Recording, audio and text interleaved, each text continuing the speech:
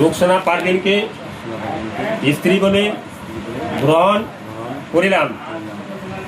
হাকুয়ালপাড়া নির্বাসী রফিজুল হকের প্রথম কন্যা রুকসানা পারভিন তার সহিত ৮৬,৭০০ দেড়মোহর ধার্য করিয়া ২,০০০ টাকা নগদ বুঝিয়া দিয়া আর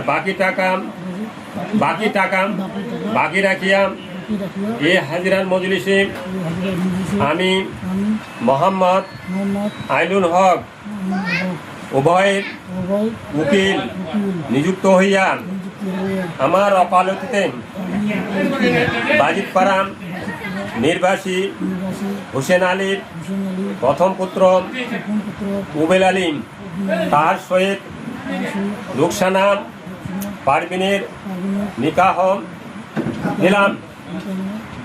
আলহামদুলিল্লাহ, আমি এই নিকাহ বা বিবাহ কবুল করিলাম।